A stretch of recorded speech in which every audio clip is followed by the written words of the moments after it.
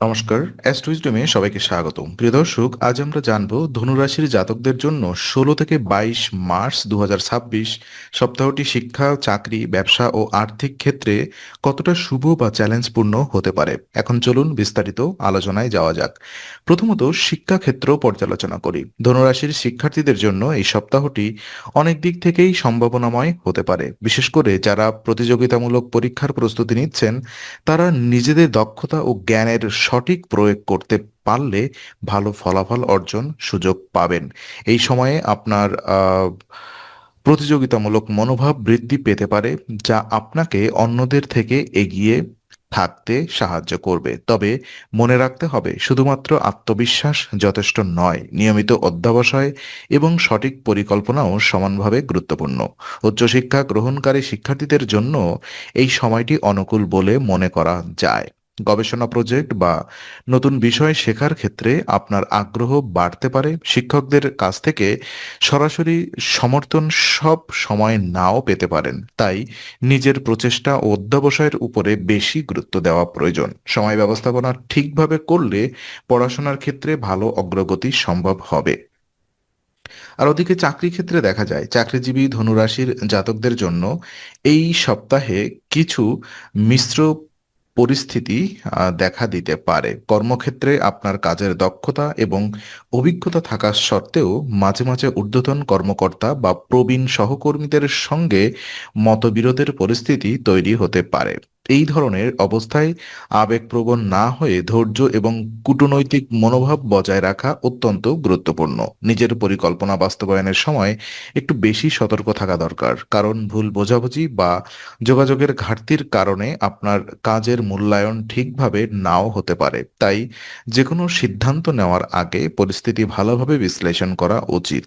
একই সাথে কর্মক্ষেত্রে নিজের দক্ষতা প্রমাণ করার জন্য নতুন ধারণা ও উদ্যোগ নেওয়া উপকারী হতে পারে। ধৈর্য ধরে কাজ করলে ধীরে ধীরে কর্মজীবনের অগ্রগতির পথও খুলে যেতে পারে। ব্যবসা এবং উদ্যোক্তা জীবনে দেখা যায়, ব্যবসা এবং উদ্যোক্তা জীবনের ক্ষেত্রে ধনুরাশির জাতকদের জন্য এই সপ্তাহটি বেশ সম্ভাবনাময় হতে পারে। নতুন আর্থিক পরিস্থিতি তৈরি হওয়ার সম্ভাবনা রয়েছে, যা ভবিষ্যতে আপনার ব্যবসার জন্য প্রমাণিত হবে। নতুন বিনিয়োগ বা ব্যবসায়িক পরিকল্পনা করার ক্ষেত্রে কিছু সুযোগ সামনে আসতে পারে, তবে যে কোনো বড় সিদ্ধান্ত নেওয়ার আগে পরিস্থিতি ভালোভাবে বিশ্লেষণ করা জরুরি। এই সময় ঝুঁকি নেওয়ার প্রবণতা বাড়তে পারে, কিন্তু সব ঝুঁকি গ্রহণ করা বুদ্ধিমানের কাজ নয়।